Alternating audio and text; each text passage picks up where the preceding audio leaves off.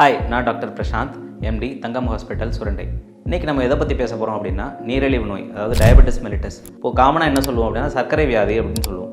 Diabetes mellitus எதனால் வருது அப்படின்னா ஹைப்பர் கிளைசிமியா, அதாவது சுகர் லெவல் அப்நார்மலாக நிறையா இருக்கும் ரத்தத்தில். ஜீரணிக்கிறதுக்கு இன்சுலின் உங்கள் உடம்புல இருக்காது. சர்க்கரை வியாதியில் 2 வகைப்படும். வகை 1 இன்சுலின் சுத்தமாக பேங்க்ரியாஸ்லேருந்து செக்ரேட் ஆகாது. வகை 2 அப்படிங்கிறது பேங்க்ரியாஸ்லேருந்து இன்சுலின் செக்ரேட் ஆகும், ஆனால் அது கொஞ்சம் அப்நார்மலாக இருக்கும். இப்போ டயபெட்டிஸ் மெலிட்டஸ் காமனாக இருக்கிறது என்னென்னா டைப் 2 தான். இப்போ இந்த டைப் 2 எதனால் வருது? சின்ன வயசில் உங்களுக்கு சுகர் லெவல் நார்மலாக இருந்திருக்கும். சுகர்னால் என்ன?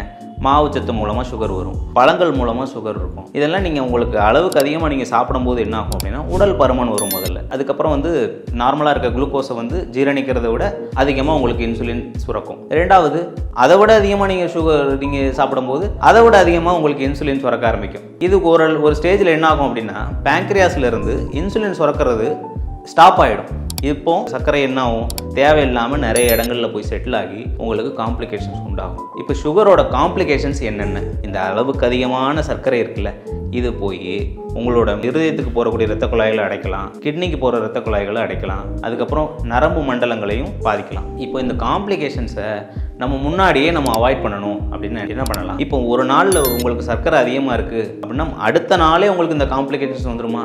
அப்படிலாம் கிடையாது. இந்த காம்ப்ளிகேஷன்ஸ் டெவலப் ஆகிறதுக்கு 10 வருஷம். ஸோ நீங்கள் சுகரை கண்ட்ரோல் பண்ணணும். 40 வயசு ஆனதுக்கப்புறம் உங்களோட காம்ப்ளிகேஷன் இந்த சிம்டம்லாம் டெவலப் ஆகும்போது ஐயோ சுகர் வந்துருச்சு அப்படின்னு நீங்கள் கவலைப்படக்கூடாது. 10 வருஷத்துக்கு முன்னாடியே, அதாவது இந்த நார்மலாக 30 வயசில் போய் உங்களோட சுகர் லெவலில் செக் பண்ணிக்கோங்க. செக் பண்ணிவிட்டு எனக்கு நார்மலாக இருக்குது சுகர் அப்படின்னா நீங்கள் அதுக்கப்புறம் வருஷத்துக்கு ஒரு தடவை செக் பண்ணிக்கலாம். யாரெல்லாம் உங்களோட சுகர் லெவலை செக் பண்ணிக்கணும் அப்படிங்கும்போது உங்களோட பெற்றோர்களுக்கு டயபெட்டிஸ் மெலிட்டஸ் இருக்கா, இல்லை உங்களுக்கு வேறு ஏதாவது சுகருக்குள்ள அறிகுறிகள் இருக்கா அப்படின்னு பார்த்தா காலில் ஏதாவது சுருக்குன்னு குத்துது, இல்லை கழுத்து பட்டைக்கு பின்னாடி கருப்பு கலரில் வெல்வெட் மாதிரி இருக்குது, அக்காந்தோசிஸ் நைக்ரிக்குன்னு சொல்லுவோம்.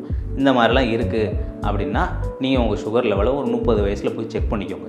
நார்மலாக இருந்துச்சு அப்படின்னா நீங்கள் வருஷத்துக்கு ஒரு தடவை போய் செக் பண்ணிக்கலாம். இல்லை அப்நார்மலாக இருக்குது அப்படின்னா அதுக்குள்ள இன்டர்வென்ஷன்ஸை நம்ம எக்ஸசைஸ் மூலமாகவோ இல்லை டயட் மூலமாகவோ ஸ்டார்ட் பண்ணிக்கலாம். தேங்க்யூ.